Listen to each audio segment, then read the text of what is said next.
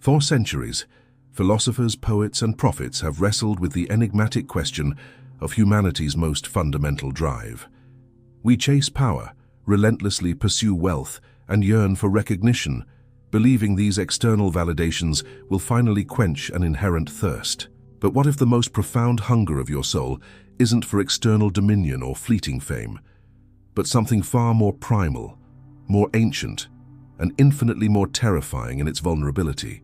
What if, beneath the layers of ambition, the carefully constructed facades and the often deceptive self-sufficiency, lies a singular, inexorable force that truly orchestrates the human experience, dictating our greatest joys and most crushing sorrows? Carl Jung, the profound explorer of the unconscious, dared to peer into this abyss, revealing a truth so fundamental, yet so often misunderstood, that it reshapes our very understanding of what it means to be human: the inherent, undeniable, and utterly universal human desire to love and to be loved. This isn't merely a romantic ideal or a saccharine sentiment whispered in ballads. Jung's insight penetrates far deeper, suggesting that this longing for connection is not an optional accessory to life, but the very crucible in which our psyche is forged, the essential ingredient for individuation, and the core wound when absent. Consider the pervasive sense of isolation that plagues modern society, despite an unprecedented era of connectivity. Why, with more avenues for communication than ever before, do so many individuals feel a profound, aching void of genuine connection? Why do relationships, even those seemingly strong, often crumble under the weight of unspoken expectations and unfulfilled yearnings? And why do we so frequently mistake fleeting infatuation, desperate attachment, or mere social convenience for the profound, transformative love that Jung spoke of? The mystery lies in our misunderstanding of this fundamental desire. We are conditioned to seek it in external validation, in fleeting moments of passion, or in the transactional nature of societal interactions.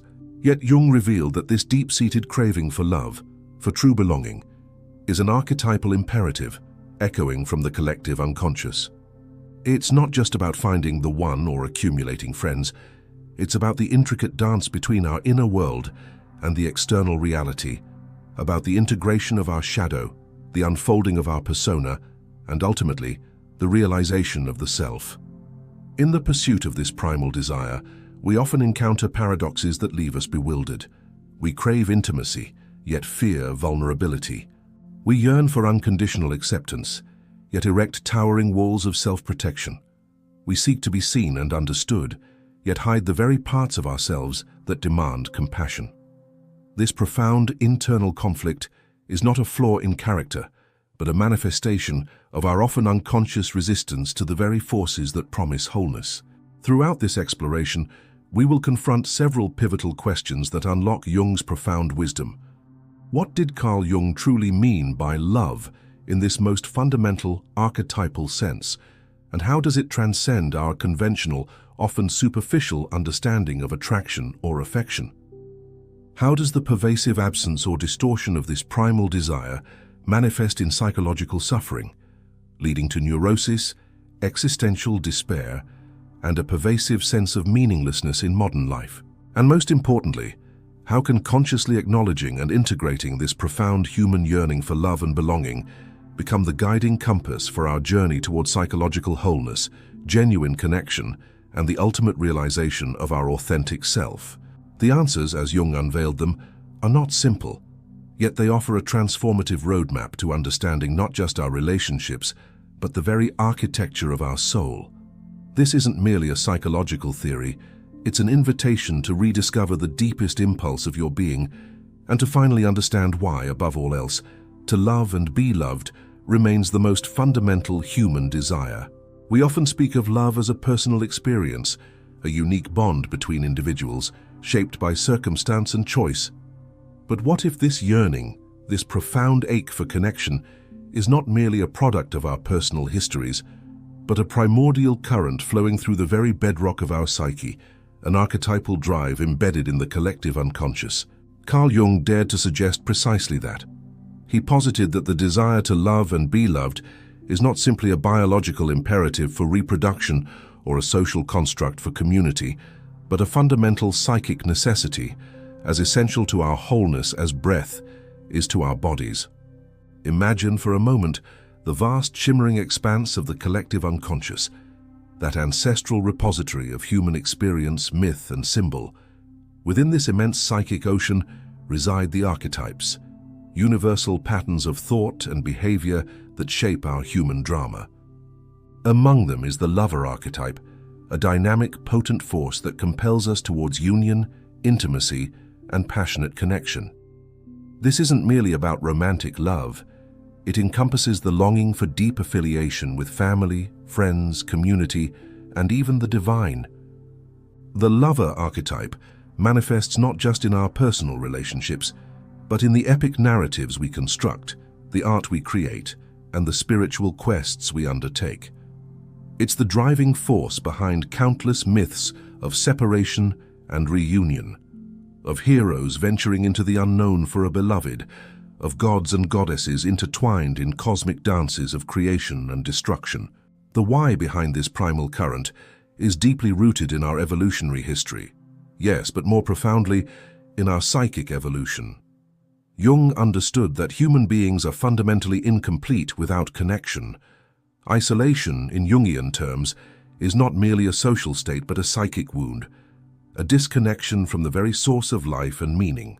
The earliest human experiences, from the infant's absolute dependence on its primary caregiver to the tribal community's reliance on mutual support for survival, hardwired into our deepest layers a profound need for belonging and reciprocal affection. This isn't a weakness, it's a testament to our social nature, a cornerstone of our psychological architecture. This universal drive isn't a mere cultural overlay, it is a profound pattern of behavior and experience that manifests across all cultures, all epochs. Consider the universality of rituals around bonding, partnership, and community. From ancient betrothal ceremonies to modern-day marriage vows, from communal feasts to collective mourning, they all speak to this intrinsic need. This is the collective unconscious at work, guiding our deepest yearnings. The how of this drive is subtle yet pervasive. It whispers in our dreams, fuels our daydreams, and often, unconsciously, steers our life choices. We seek partners, build families, cultivate friendships, and join groups, not just for practical benefits, but because these acts fulfill an intrinsic need to give and receive affection, to be seen, to be valued, to be part of something larger than ourselves. When this archetypal need is thwarted, the consequences can be devastating, manifesting as profound loneliness, anhedonia, or even a deep existential void. It's the silent suffering of those who feel perpetually unloved, unseen, or disconnected, a testament to the powerful, often unacknowledged centrality of this archetypal desire in shaping our psychological well-being. Jung's insights truly illuminate the complex dance of attraction and attachment through the lens of projection, particularly concerning the anima and animus. When we fall in love, what are we truly falling for?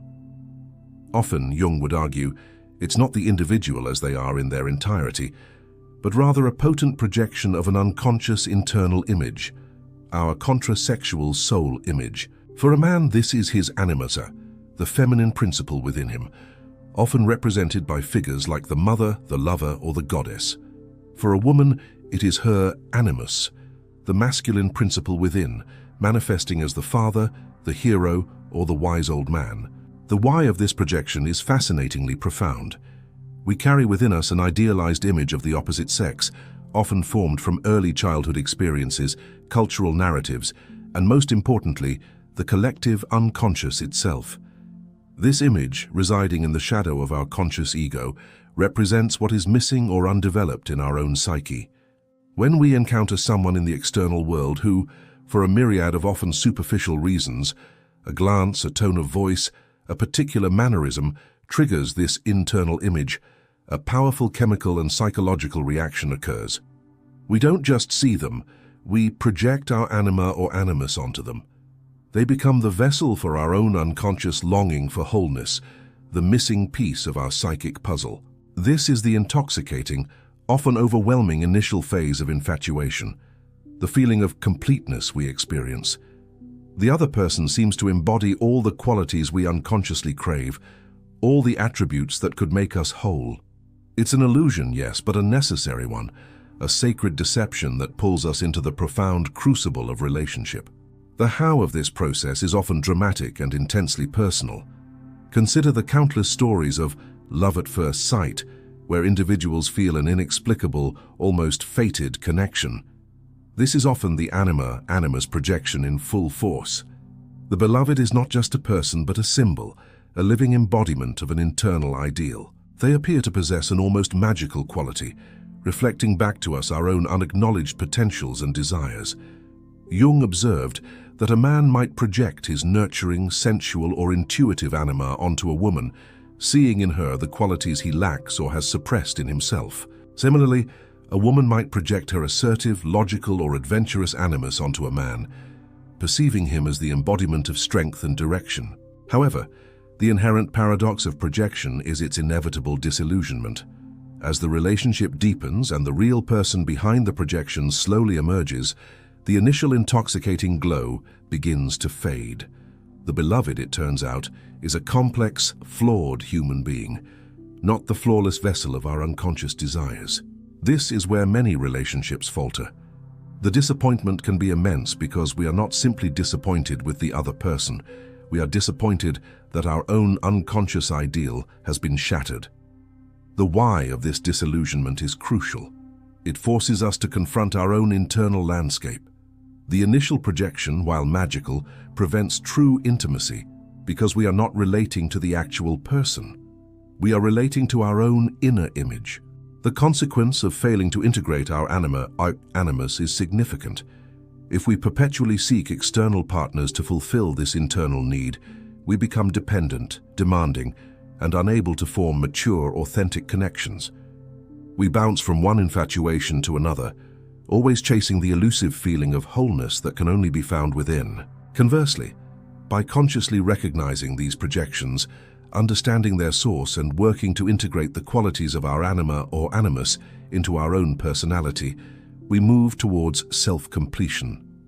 This journey allows us to see our partner not as an idealized symbol, but as a separate, unique individual, capable of their own growth and beauty, laying the groundwork for a more profound and lasting love. This is the arduous, yet profoundly rewarding work of individuation. While the anima-animus pulls us into relationships, the shadow often dictates their quality, their duration, and their potential for profound connection. Jung's concept of the shadow is perhaps one of his most uncomfortable, yet most vital contributions to understanding human relationships. The shadow comprises all the unacknowledged, repressed, and undeveloped aspects of our personality. Our hidden weaknesses, our perceived flaws, our socially unacceptable impulses, our unexpressed talents, and our darkest desires. These are the parts of ourselves that we deem unworthy of love, and consequently we hide them, not just from others, but often from ourselves. The why of the shadow's formation is deeply psychological. From early childhood we learn which behaviors are acceptable and which are not. To gain love and approval from caregivers and society, we suppress certain impulses, censor certain thoughts, and deny certain aspects of our being. These banished parts do not disappear. They merely retreat into the unconscious, forming the shadow, yet they remain active, exerting a powerful, often detrimental influence on our lives, especially in the intimate crucible of love. How can we truly open ourselves to love and be loved if a significant portion of ourselves remains locked away in the dark, deemed unworthy of acceptance? The paradox is stark. We crave profound connection, yet we unconsciously sabotage it by withholding our true selves or by projecting our unintegrated darkness onto those closest to us. The how the shadow manifests in love is multifaceted and often painful. Firstly, it can prevent us from receiving love. If we internally believe we are fundamentally flawed or unlovable, we will find countless ways to invalidate compliments, push away affection, and sabotage relationships, often through self-fulfilling prophecies. We might unconsciously provoke conflict, create distance, or become excessively critical, all stemming from an underlying belief that we don't deserve the love we are being offered. This can be devastating, as the very thing we long for is repelled by our own unacknowledged inner demons. Secondly, and perhaps more commonly, the shadow operates through projection onto our partners. Just as we project our anima animus, we also project our shadow. We see in our beloved the very flaws, weaknesses, or undesirable traits that we refuse to acknowledge in ourselves. A man who secretly harbors deep insecurities about his own courage might constantly accuse his partner of being weak or indecisive. A woman who suppresses her own anger might perceive her partner as perpetually aggressive. This mechanism serves as a powerful defense. It's not me, it's them. By externalizing our shadow, we avoid the painful process of confronting our own imperfections. However, this only poisons the relationship. The partner becomes a scapegoat, burdened by our unowned darkness, leading to resentment, misunderstanding, and emotional distance. The constant criticism and blame are not truly about the partner, but about the projector's internal struggle. Consider the statistical prevalence of relationship conflicts stemming from perceived character flaws in a partner. While some are legitimate, many are distortions, magnified by the projector's own unintegrated shadow. Studies in relational psychology consistently highlight how individuals in long-term relationships often report their partners mirroring their own unacknowledged issues. This isn't coincidence, it's the shadow at play, forcing a confrontation, however unconscious. The mechanism behind this sabotage is a deep-seated fear. The fear that if our true unlovable selves are revealed, we will be abandoned or rejected.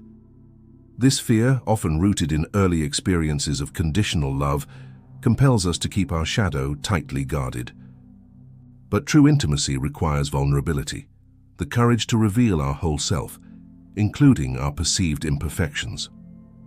Without facing the shadow, our relationships remain superficial, transactional, or perpetually conflict-ridden, driven by unconscious forces we barely understand. The path to authentic love, then, necessitates the arduous yet liberating journey into the darkness of our own shadow. Only by acknowledging and integrating these rejected parts can we offer our whole selves to another and truly receive their love in return, without reservation or fear. This process of shadow integration is not about becoming perfect, but about becoming whole, and in that wholeness, becoming capable of a deeper, more resilient form of love. Beyond the shadow's unconscious machinations, another Jungian concept profoundly impacts our capacity for genuine love: the persona. The persona is essentially the mask we wear for the world, the social identity we construct to navigate society. It's the good boy or successful businesswoman or charming friend, the roles we play, the expectations we meet, the image we project to gain acceptance and approval. While the persona is a necessary adaptation for social functioning, when it becomes rigid and impenetrable, it acts as a formidable barrier to authentic intimacy and the profound desire to be loved for who we truly are. The why of the persona is clear. It protects our fragile ego from the harsh realities of social judgment and rejection. We learn early on that certain behaviors, attitudes, and appearances are rewarded, while others are punished. So, we cultivate a public self that aligns with societal expectations, believing that this constructed image will make us lovable, desirable, and safe. We build our persona carefully, polishing its facets, ensuring it reflects an acceptable, even admirable version of ourselves. The problem arises when we become so identified with this mask that we forget who we are underneath it. We become the persona rather than merely using it. The how the persona undermines true love is insidious. If we present a carefully curated image to our partners, always striving to appear strong, confident, intelligent, or emotionally unflappable, we prevent them from ever truly seeing us. We are in effect asking them to love a ghost, a carefully constructed illusion. The relationship then becomes a performance, a constant act of maintaining the mask, rather than an authentic connection between two genuine individuals. How can someone truly love you if they don't even know you? The answer is simple: they can't. They can love the persona, the image, the idea of you, but not the complex, vulnerable, flawed, and beautiful person beneath. Consider the ubiquitous examples in modern dating culture. People present idealized versions of themselves on social media and dating apps, carefully filtered photos, curated anecdotes, meticulously crafted bios. This is the persona in its digital manifestation. While it might initially attract attention, sustaining a deep relationship built on such a foundation is incredibly difficult. When the filter inevitably slips, when the curated stories are replaced by mundane realities, the underlying person, often unseen and unloved, feels exposed and vulnerable. This can lead to a profound sense of loneliness within the relationship itself, a feeling of being fundamentally misunderstood or not truly known. The paradox of the persona in love is that while it is designed to attract love by making us acceptable, it ultimately repels true intimacy because it hides our authenticity. True love, the kind Jung speaks of as a path to individuation, requires a radical act of vulnerability, the willingness to drop the mask, to expose our insecurities, our fears, our quirks, and our perceived imperfections. It requires trusting that our authentic self, in all its messy wholeness, is lovable.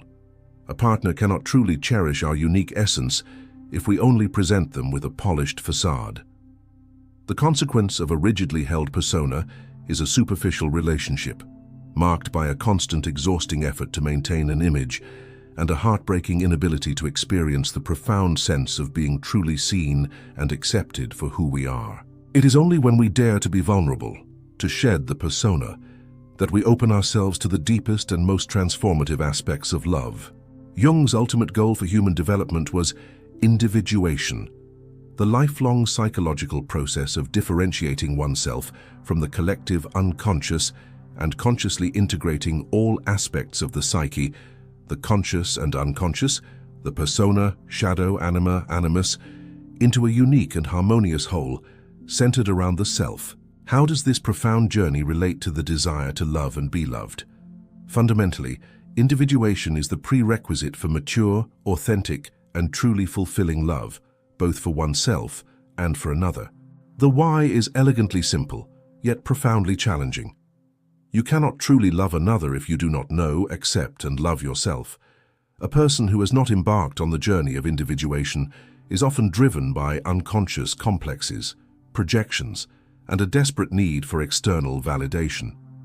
Their relationships become arenas for acting out unresolved internal conflicts, seeking a missing half in another, or demanding that a partner fulfill needs that they themselves are unwilling or unable to address. Such love, while intense, is often codependent, possessive, or ultimately unsustainable because it's built on a foundation of internal incompleteness. The how of mature love emerges from the conscious effort of individuation. As individuals engage with their shadow, integrating their darker, unacknowledged aspects, they become more whole. They learn to recognize their own internal biases and projections, reducing the likelihood of dumping their unresolved issues onto a partner. As they integrate their anima or animus, they achieve a greater internal balance, lessening the desperate need to find these qualities externally. The conscious ego begins to align with the self, the guiding center of the psyche, fostering a sense of inner peace and self-acceptance. Consider a person on the path of individuation.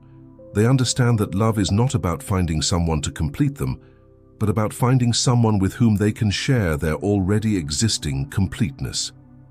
Their love is less about need and more about joyful overflowing. They can hold their own in a relationship, respecting boundaries, fostering autonomy, and valuing their partner's individuality as much as their own. Such a person is less likely to be swept away by fleeting infatuations or to project unrealistic ideals onto a partner, having done the internal work to distinguish between their internal images and the reality of another person. They learn to love the real person with all their imperfections because they have learned to love their own imperfections. Jung himself referred to this process as the sacred marriage, not just a literal marriage, but the internal union of opposites within the psyche, masculine and feminine, light and shadow, conscious and unconscious. This internal alchemy is what makes genuine external relationships possible. When an individual has achieved a degree of internal integration, their capacity for empathy, compassion, and unconditional regard for another dramatically increases. They can offer a love that is less about what they can get and more about what they can give, a love that is both deeply connected and allows for individual freedom. This love is resilient because it isn't based on an illusion, but on a grounded, realistic acceptance of self and other. It's a love that supports growth, challenges limitations, and thrives on mutual respect and understanding. Built by two individuals who are each striving for their own wholeness. This is why Jungian psychology often emphasizes that a deep, committed relationship is one of the most powerful catalysts for individuation. The intimacy of love acts as a mirror, relentlessly reflecting back to us our unintegrated aspects, our unresolved complexes, and our shadow. The challenges, conflicts, and joys of a relationship force us to confront ourselves, to grow, and to integrate. In this sense, love is not just a destination, but a continuous journey of self-discovery, transforming us, refining us, and propelling us towards our fullest potential. Jung viewed love not merely as an emotion or a social bond, but as a profound transformative force, a crucible in which our individual psychologies are tested, purified, and ultimately reshaped.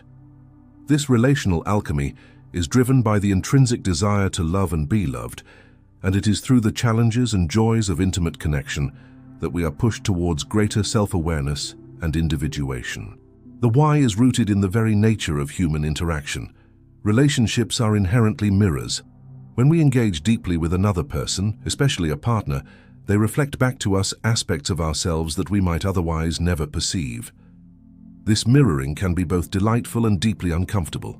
Our partner's reactions, their words, their very presence can illuminate our unconscious patterns, our defensive mechanisms, and our unintegrated shadow. They can show us where our persona is too rigid, where our projections are active, and where our emotional wounds still fester. This relentless reflection, though often painful, is precisely what facilitates growth. The how this transformation occurs is a dynamic, ongoing process. When conflicts arise in a relationship, and they invariably do, Jungian psychology suggests looking beyond the surface-level disagreement. Often, these conflicts are not just about who loaded the dishwasher incorrectly. They are manifestations of deeper, unaddressed psychological complexes. A partner's seemingly disproportionate reaction might be a shadow outburst. A persistent misunderstanding could be due to differing animus projections. Love, in this context, becomes a psychological battlefield and a sacred garden simultaneously. It challenges us to look inward, to take responsibility for our own psychic material, rather than simply blaming the other. Consider the common example of a partner triggering an old wound. Someone might consistently feel unloved or unseen in their relationship, even when their partner is trying to be attentive. A Jungian perspective would encourage this individual to explore the origins of these feelings within their own history and psyche, perhaps a core wound from childhood neglect or abandonment. The partner in this scenario is not necessarily causing the pain, but activating an existing complex, bringing it to conscious awareness. This activation, though uncomfortable, offers a profound opportunity for healing and integration. By engaging with these activated complexes, rather than denying them or projecting them onto the partner, an individual can begin to differentiate from their past wounds and reshape their present responses. Furthermore, love in its mature form, what Jung might call conjunctio or conjunction, fosters psychological synthesis. It's not about two incomplete halves merging into one, but about two whole individuals co-creating a new shared space where both can continue to grow. This requires a willingness to engage with the unknown, to tolerate ambiguity, and to integrate opposites. A strong relationship can hold the tension of these opposites: individuality and togetherness, freedom and commitment, conflict and harmony. It demands an expansion of the ego, a greater capacity for empathy, and a deeper understanding of the inherent complexity of human nature. The mechanism is one of constant dialectic: thesis, our individual self; antithesis, the demands and reflections of the relationship; and synthesis, a new, more integrated self. Each interaction, each challenge, Each moment of shared joy contributes to this alchemical process. The ultimate consequence is that those who embrace the transformative power of love, who are willing to do the internal work that relationships demand, emerge not just with a stronger bond, but with a more integrated, resilient, and profound sense of self. Love in this Jungian view is not a comfortable escape from ourselves, but a rigorous path into the deepest recesses of our being, ultimately leading to greater wholeness. While much of our discussion on love often centers on romantic partnerships, Jung's understanding of the fundamental human desire to love and be loved extends far beyond the confines of a dyadic relationship. It encompasses a universal longing for connection that permeates all aspects of human existence: our families, our friendships, our communities, our societies, and even our spiritual lives. This broader scope highlights the profound importance of this archetypal drive in shaping not just personal fulfillment, but collective well-being. The why this desire is so expansive lies in the very nature of the collective unconscious itself. As a species, we are inherently social. Our survival, our evolution, and our capacity for meaning-making have always been deeply intertwined with our ability to form bonds, to cooperate, and to care for one another. The archetypal need for affiliation isn't limited to a single mate. It resonates with the primal human need to belong to a tribe, a family, a community. When we feel disconnected from these broader networks of belonging, the symptoms are similar to those experienced in romantic isolation: loneliness, alienation, a sense of meaninglessness. How this universal longing manifests is evident everywhere. Consider the intricate tapestry of human societies built on webs of kinship, friendship, and communal responsibility. Acts of altruism, empathy, and compassion, which often seem to defy purely rational self-interest, are expressions of this deeper archetypal urge to love and connect beyond the immediate self. Philanthropy, social justice movements, volunteerism, these are collective manifestations of the desire to extend love, care, and a sense of belonging to those outside our immediate circle. We yearn to contribute, to alleviate suffering, to build a better world, because these actions resonate with our innate need for meaningful connection and our capacity for universal love. Jung also recognized the spiritual dimension of this longing.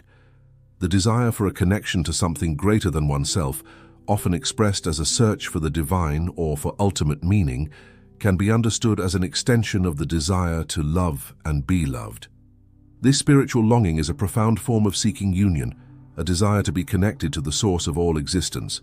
Many spiritual traditions, across diverse cultures, emphasize love as the highest virtue, the ultimate path to enlightenment or salvation. This universal emphasis speaks to the archetypal power of love as a unifying force, not just between people, but between humanity and the cosmos. The contrast with an existence devoid of this broader connection is stark. A purely egocentric life, focused solely on personal gain and isolated pursuits, often leads to profound emptiness, even amidst material abundance. Data from sociological studies consistently point to strong social connections as a primary determinant of happiness, longevity, and mental well-being. Conversely, societal fragmentation, the erosion of community bonds, and pervasive loneliness are linked to escalating rates of depression, anxiety, and social malaise. This highlights that the desire to love and be loved is not a luxury, but a fundamental human requirement, vital for both individual and collective flourishing. Ultimately, Jung's insights compel us to recognize that the desire to love and be loved is not a trivial pursuit or a mere romantic fancy. It is a powerful, archetypal force that shapes our individual psyches and our collective destiny. Embracing this fundamental desire in all its forms requires courage, self-awareness, and an ongoing commitment to the demanding yet profoundly rewarding work of psychological integration. For in the journey of truly learning to love and be loved, we embark upon the most profound adventure of all, the journey to discover and become our authentic, whole selves. For too long, we have often conceived of love as a superficial emotion, a fleeting passion, or a transactional exchange. But as Carl Jung so profoundly revealed, the desire to love and be loved is not merely a social construct or a biological imperative. It is an archetypal drive, a pulsating current from the very depths of the collective unconscious, guiding our journey towards psychic wholeness. This fundamental yearning is, in essence, the soul's deepest summons to individuation. We have explored how this innate desire manifests, often unconsciously, through our projections and our struggles.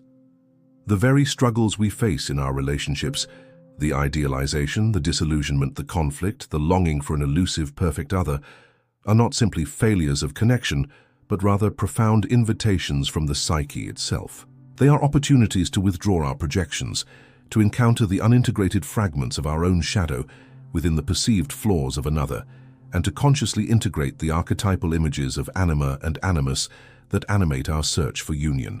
Jung taught us that the path to authentic love, whether for another or for the self, is inextricably linked to the daunting yet exhilarating task of self-knowledge. It demands that we transcend the superficiality of the persona, confront the rejected aspects of our shadow, and integrate the inner contrasexual images that shape our expectations of love. When we embark upon this journey, the questions that often plague us, what makes love so universally compelling, and why do we often struggle so much with it, begin to yield their answers. Love is compelling precisely because it echoes the longing for our own lost wholeness, for the reunion of opposites within the psyche. We struggle with it because true love demands honesty, a vulnerability, and a courageous engagement with the unconscious that few are truly prepared to undertake. Ultimately, Jung's profound insight into the human desire for love reveals that genuine connection is not found in the perfect merging with an idealized other, but in the conscious, integrated relationship with the self. It is only when we have wrestled with our own inner demons, embraced our own shadow, and come to terms with the full spectrum of our being, our light and our darkness, that we can truly offer ourselves in love, not as an incomplete, half-seeking completion, but as a relatively whole individual choosing to share the richness of their journey. This is where the initial question, is true love attainable or merely an illusion, finds its most powerful Jungian response. True love is not an illusion, but it is an achievement, forged in the crucible of self-awareness and conscious integration. It is the conscious acceptance of the other, not for their capacity to fulfill our unconscious needs, but for their own unique and sovereign being. The profound lesson, then, is that love, in its most mature and transformative form, is an ongoing act of individuation. It is the courageous dance between two individuals striving for wholeness, recognizing that their deepest connection is mirrored in their capacity to connect with their own inner world. It is a state of being that requires constant awareness, relentless introspection, and an unwavering commitment to growth. And in this conscious, integrated love, we find not just a partner, but a profound catalyst for the very evolution of our soul. Considering this deeply transformative understanding of love, rooted in the very core of our being and the lifelong journey of individuation, how might our collective societal approach to relationships and self-worth fundamentally shift if we truly embraced love as an internal, archetypal quest rather than merely an external pursuit? If this exploration into Carl Jung's profound understanding of love has resonated with the hidden depths of your own yearning, if it has illuminated new pathways in the intricate landscape of your psyche, or challenged your preconceived notions of what it truly means to connect, then I invite you to engage further. This journey into the most fundamental human desire is not a solitary one. It is a shared quest for meaning and wholeness. Therefore, if these insights have sparked a flame of recognition within you, or provoked a moment of profound introspection, please consider liking this video. Your engagement signals to the algorithms that these deeper conversations are valued, allowing us to reach more individuals who are earnestly seeking to understand themselves and their relationships through the lens of profound psychology. Furthermore, I urge you to share your reflections in the comments section below. How has Jung's perspective on love, as a force intertwined with individuation and the integration of the self, manifested in your own life experiences? What personal truths did this analysis unveil? Your contributions are not merely feedback, They are vital threads in the tapestry of collective understanding we are weaving here. And if you know someone who is navigating the complexities of their own desires, grappling with the enigmatic nature of human connection, or simply open to a more profound understanding of the human heart, share this video with them. It might just be the beacon they need to illuminate their path forward. The pursuit of love, as we have explored, is inextricably linked to the grander project of becoming whole, of integrating all facets of our being, including those we often try to keep hidden. That exploration will provide another crucial piece of the Jungian puzzle, revealing how the confrontation and integration of our darker aspects are not merely acts of self-improvement, but indispensable steps towards a love that is truly conscious and complete. Thank you for joining us on this investigative journey into the profound architecture of the human spirit. Remember, the most profound answers often lie not in the external world, but within the uncharted territories of your own inner landscape. Keep questioning, keep seeking, and keep striving for the audacious act of becoming more fully yourself, for therein lies the truest understanding of what it means to love and be loved. Until our next profound delve into the mysteries of the psyche, may your quest for self-knowledge continue to unfold with clarity and courage.